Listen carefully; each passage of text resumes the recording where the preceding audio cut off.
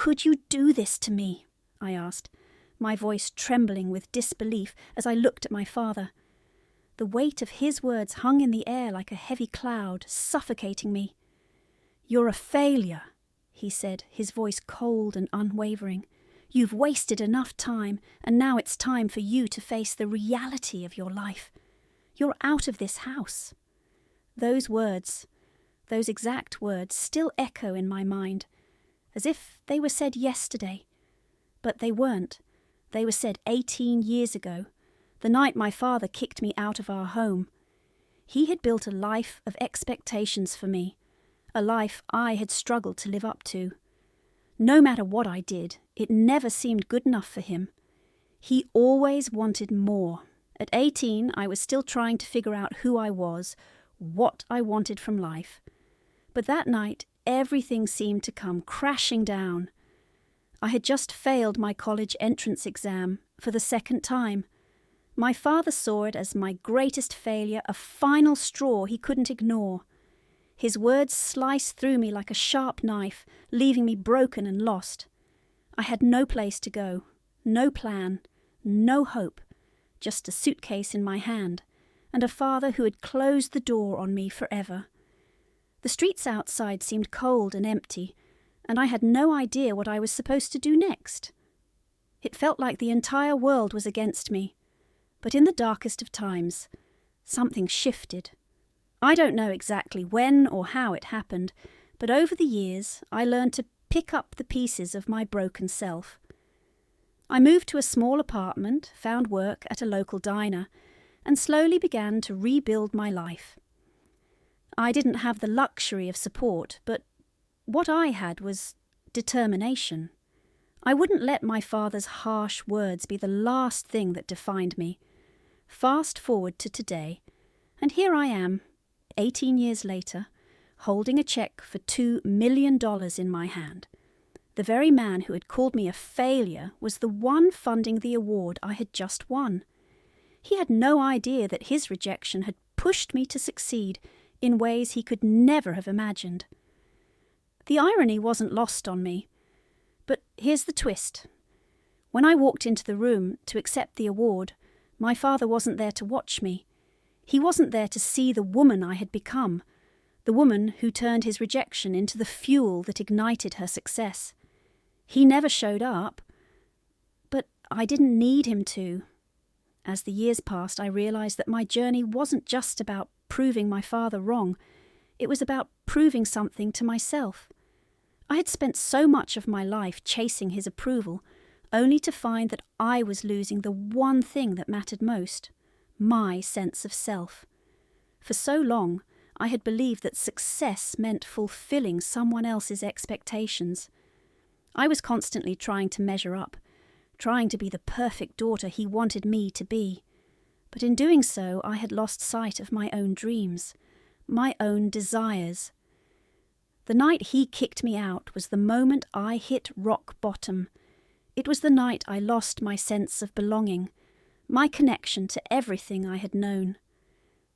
At that time, it seemed like the end of the world. I was alone, with no direction, no safety net. I had no choice but to figure it out on my own. I found work at a small diner, the kind where the hours were long, and the pay was barely enough to cover rent. I learned how to survive on my own, how to navigate the world without the comfort of a supportive family behind me. I didn't have much, but I had my determination, and that was enough to keep me going. There were nights when I cried myself to sleep, wondering what had gone wrong, questioning where I had failed.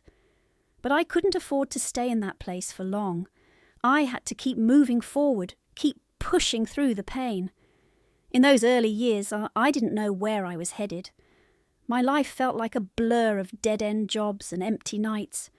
But with each passing year, I began to realize that I didn't need my father's approval to succeed. I didn't need his validation to know that I was worthy of achieving greatness. It was during those late-night shifts at the diner, when I was washing dishes or taking orders, that I discovered something within myself. Resilience. I enrolled in online courses, learned new skills, and slowly I began to build a career for myself. I started working at a marketing firm, climbing the ranks with every project I took on, every idea I brought to the table. I wasn't just doing it to prove my father wrong anymore. I was doing it for me. I had learned that success wasn't just about the awards or the accolades. It was about knowing that I had fought for everything I had. And then came the day when everything changed. My name appeared in an email subject line. "Congratulations on your $2 million award." At first, I thought it was a joke. How could this be happening to me?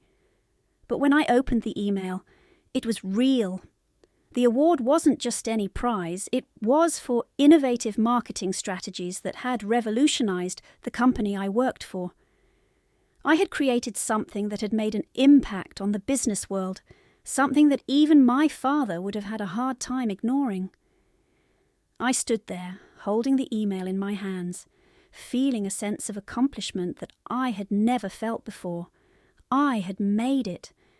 And in that moment I realized that this was more than just about the money. It was the culmination of all the hard work, the sleepless nights, and the struggles I had faced along the way. I had found my purpose, my voice, and my strength. But it was bittersweet. I had never expected my father to be part of this journey. And even though he had helped fund the award, there was no sense of pride in his eyes, no acknowledgement of the woman I had become. He still didn't believe in me, still saw me as the failure he had kicked out of his house all those years ago. But that was okay.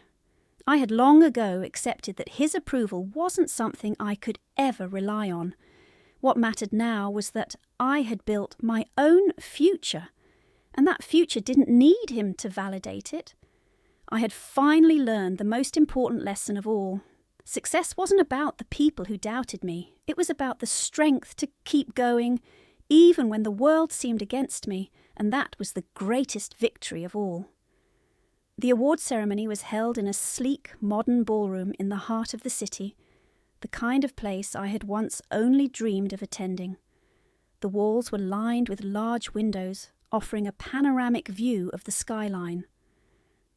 As I stood in front of the podium, preparing to accept the $2 million award, I couldn't help but feel a mix of emotions.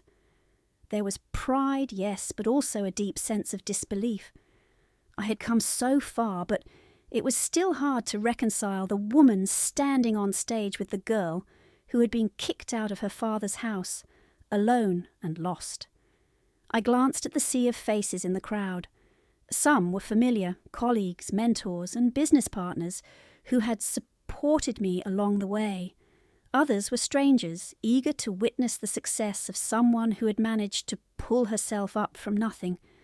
But one face was notably absent, my father's. He wasn't there, and for a moment I found myself wishing he would show up, if only to see what I had achieved without him. But then, as the announcer called my name, I realized that my success was no longer about him. It was about me. And as I walked across the stage, my heels clicking against the polished floor, I felt the weight of everything I had overcome, all the years of pain, rejection, and doubt lifting off my shoulders. I was no longer the girl he had cast aside. I was a woman who had built her own future from the ground up. The applause filled my ears as I accepted the trophy, a symbol of all the hard work and sacrifice that had led to this moment. But as I held it in my hands, I thought back to the moment when my father had called me a failure, when he had kicked me out of our home without a second thought.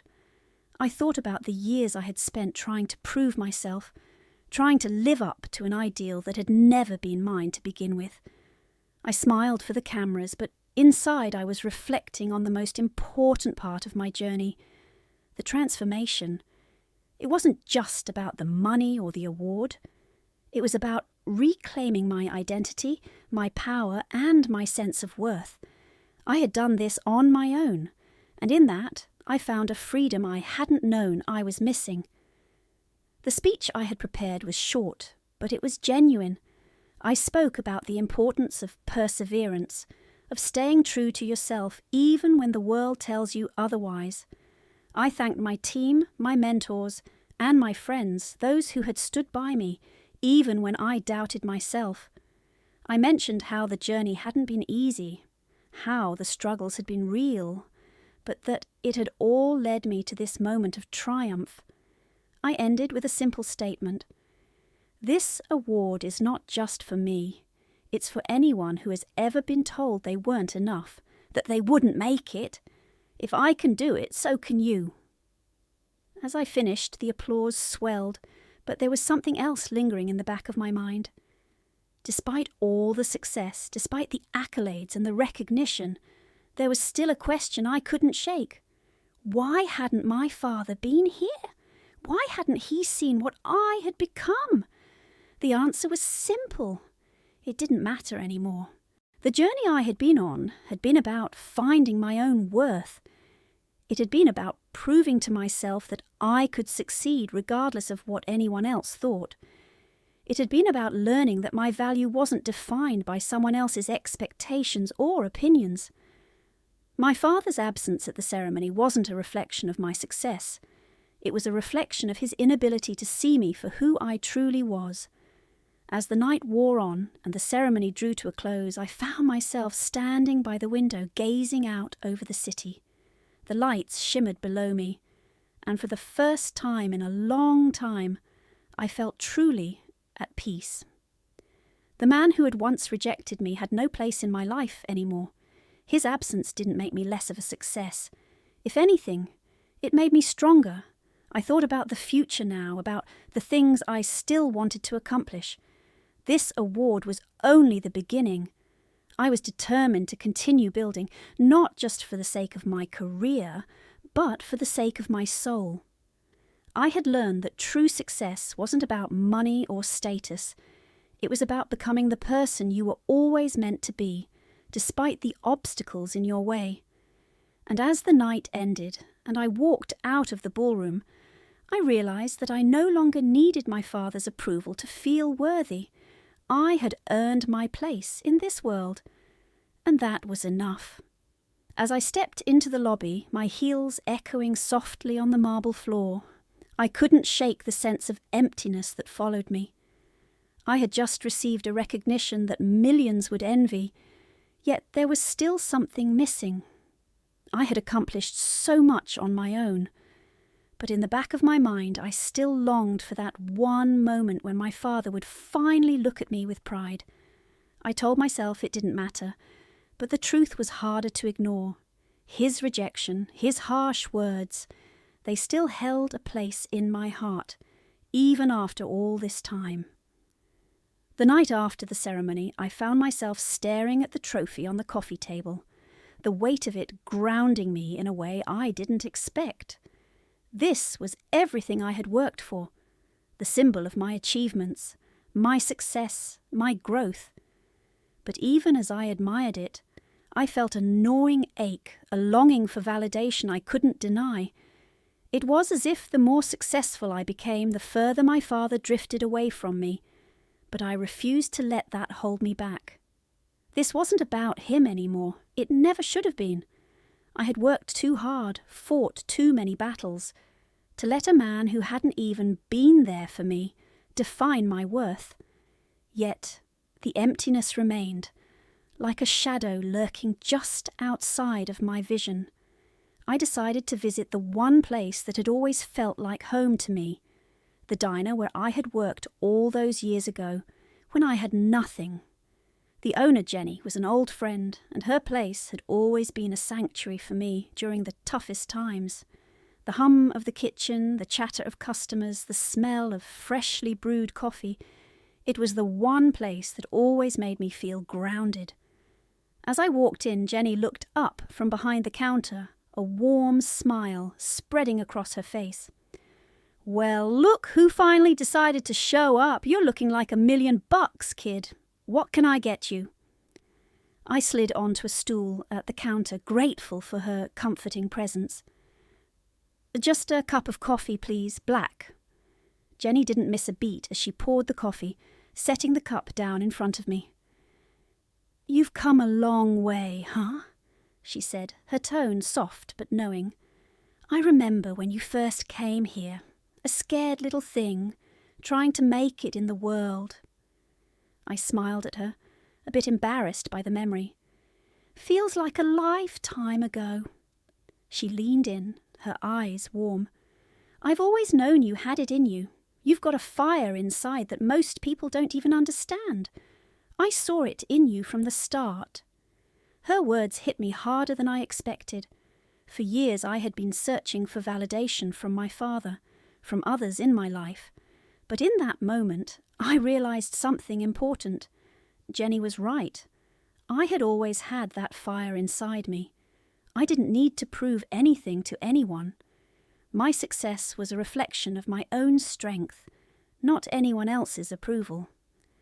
"Jenny," I said, my voice steady, "I won this award last night. $2 million. And for the first time in a long time, I'm realizing that I don't need anyone else's validation to feel proud of myself." Her eyes sparkled as she nodded.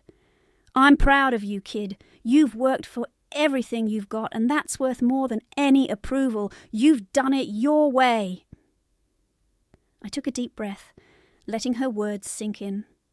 I had spent so much of my life chasing after someone else's idea of success, trying to fit into a mold that wasn't made for me. But in that moment, I knew I had finally found my own path. This was my journey, and I wasn't going to let anyone's opinion, especially not my father's, steer me off course. As I left the diner that evening, the weight of the award in my hands felt lighter, less burdensome. It was no longer a symbol of what I had to prove to others. It was a reminder of what I had accomplished on my own. I had built a life that was mine, one I could be proud of, regardless of who was watching. The next day I received a call from my mother. Her voice was tentative, almost apologetic. "Lana, I know things have been strained between you and your father, but he wants to see you." I felt a lump rise in my throat. Part of me wanted to scream at her, to tell her I didn't need him anymore, that I didn't want to see him, but another part of me, the part that still longed for a connection, was curious. What did he want? What did he have to say now? "I'll come by," I said, my voice surprisingly calm. "But I'm doing this for me, not for him." When I arrived at their house, the door opened, and there he was, my father, the man who had called me a failure, who had pushed me away when I needed him most. His face was older, more tired, but there was something different about him this time, a softness in his eyes, maybe even a hint of regret. "I've been thinking about you, Lana," he said quietly. "I know I've made a lot of mistakes. I've watched you from afar, and I've been proud of what you've achieved. I can see now that I was wrong. You've proved me wrong." His words hung in the air, and for a moment I didn't know what to say. The years of anger, resentment, and pain seemed to fade, but there was no easy forgiveness. What I realized was that his approval no longer mattered to me. It was nice to hear him admit his mistakes, but I had already forgiven myself long before this conversation. "I appreciate that, Dad," I said, my voice steady, "but I've already moved on. I don't need your approval anymore. I've done this for me." And for the first time, I meant it. I had finally let go of the past, and I was ready to embrace the future. A future where I was in control and my success was mine to define. After that conversation with my father, I left his house with a mixture of emotions swirling inside me. His admission of pride, the soft look in his eyes. It was what I had always wanted to hear, but it came too late. There was no sudden moment of healing, no dramatic reconciliation. Instead, I walked away with something far more valuable, the realization that I no longer needed anyone's approval to validate who I was. over the years I had put so much energy into trying to be what others wanted me to be, what my father wanted me to be. I had tried to mould myself into someone worthy of his expectations, someone who could earn his love and admiration. But as I sat in my car, letting the silence settle in, I realized that I had already done the hardest thing. I had created a life on my own terms, and that was more than enough. I thought back to the nights I had spent alone, doubting myself, wondering if I was good enough. I thought about the years I spent working in that diner, the countless hours I put into building my career from scratch, trying to prove that I could make something of myself despite the obstacles. It hadn't been easy, and there had been times when I wanted to give up, when I questioned if I was wasting my time. But those struggles had shaped me into the woman I was today, a woman who no longer needed anyone to tell her she was worthy. When I finally reached my apartment, I stood in front of the mirror and looked at the woman staring back at me.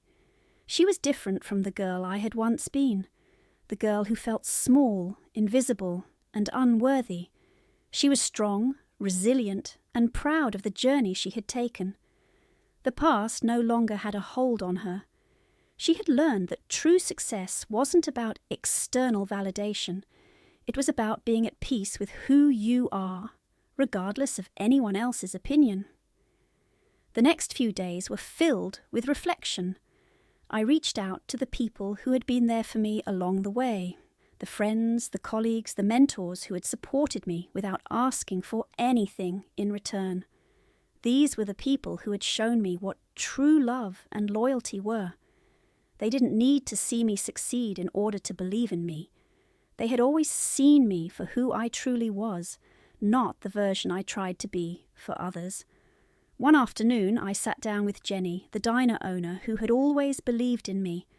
She had been my rock during the hardest times, offering guidance when I was lost and encouragement when I felt like giving up. As we sat in the quiet corner of her diner, sipping coffee together, I realized how much she had shaped my understanding of what family truly meant. "You've come a long way, Lana," she said, her voice warm. "I always knew you had it in you. You just needed to believe it yourself." I smiled, feeling a sense of warmth spread through me. "I think I finally do, Jenny. I've spent so much time trying to prove myself to the wrong people, but I've learned that the only person I need to prove anything to is myself." She nodded, her eyes soft with understanding. "That's the key, kid. You don't need anyone's approval to know your worth. You're enough as you are." Her words echoed in my mind as I left the diner that day. I had spent so many years chasing after validation from the wrong places, my father, my colleagues, society. But I had finally understood that the only validation that mattered was the one I gave myself. And for the first time, I was proud of the woman I had become. That night, I sat down to write a letter to my father. It wasn't an apology, and it wasn't an angry letter. It was simply a letter of closure. I thanked him for the lessons he had taught me, even if they had been hard to learn. I acknowledged the pain of our past, but I also let him know that I had moved on. I was no longer the girl who had been kicked out of his house. I was someone different now, stronger, wiser, and finally at peace with who I was. When I finished the letter, I didn't feel the need to send it. Writing it was enough. It was my final step in letting go of the past and embracing the future. I had already forgiven him in my heart. The last piece of me that had been tied to him was now free. As I looked at the letter in my hands, I realized that the greatest lesson I had learned wasn't about success or failure. It was about forgiveness and self-worth. I had spent too much of my life seeking validation from others, trying to fill a void that only I could fill. Now, I was whole. I didn't need anyone to define me. I had learned to define myself, and with that, I knew that the future was mine to create. Whatever came next, I was ready. I had found my strength, and it was enough. A few months later, life had settled into a new rhythm. I had taken a step back, reflecting on everything I had learned along the way. My career was thriving, my confidence stronger than ever, and I had surrounded myself with people who truly supported me. I had built a network of friends and mentors who believed in me, not because of what I had achieved, but because of who I had become. One evening, as I was walking through the park near my apartment, I received a message that caught me by surprise. It was from my father. After all this time, after everything that had happened, he wanted to meet. At first, I hesitated. The thought of seeing him again brought back so many memories. The hurt, the anger, the longing for something I could never have. But then I realized something. I had already forgiven him. I had already moved on, and this meeting wasn't about him. It was about me. I agreed to meet him at a quiet cafe, the same place where we had sat years ago during happier times. When I arrived, I saw him sitting at a corner table, looking older, more fragile. He looked up when I walked in, his eyes tired but searching. "Lana," he said softly, his voice filled with uncertainty. "I'm glad you came." I sat down across from him, the weight of the years between us heavy in the air. We both sat in silence for a moment before he spoke again. "I don't know where to begin. I've been thinking a lot about what I said to you all those years ago. And I realize I was wrong. You've proved me wrong in ways I could never have imagined." I listened, feeling a mixture of emotions. Part of me wanted to lash out, to remind him of the years of rejection. But another part of me, one that had grown stronger and wiser, understood that this conversation was not about reliving the past. It was about moving forward, about healing. "I've spent a lot of time thinking too," I said, my voice calm. "And I don't need you to tell me I was right, Dad. I don't need your approval anymore. I've learned to live for myself, to create my own path, and that's enough." He nodded slowly, his eyes moistening with regret. "I'm proud of you, Lana. I always have been. I was just too blind to see it." We didn't need to say more. There was no need for long apologies or explanations. The silence between us felt comfortable for the first time in years. It wasn't about forgiveness anymore. It was about acceptance. I accepted that my father had done the best he could, even if it wasn't always what I needed. And he, too, had accepted that I was no longer the little girl he once knew, but a woman who had found her own way in the world. We said our goodbyes quietly, neither of us needing to speak further. As I walked out of the cafe, the weight of the past felt lighter than it ever had. I had closed that chapter of my life, not with bitterness, but with understanding. The future was waiting for me, and I was ready to embrace it fully. I no longer needed anyone's approval. I had learned that the only validation I needed came from within. I was proud of who I had become, proud of the journey I had taken, and I knew that my story was only just beginning. As I looked ahead, I smiled to myself, knowing that no matter what came next, I had already won.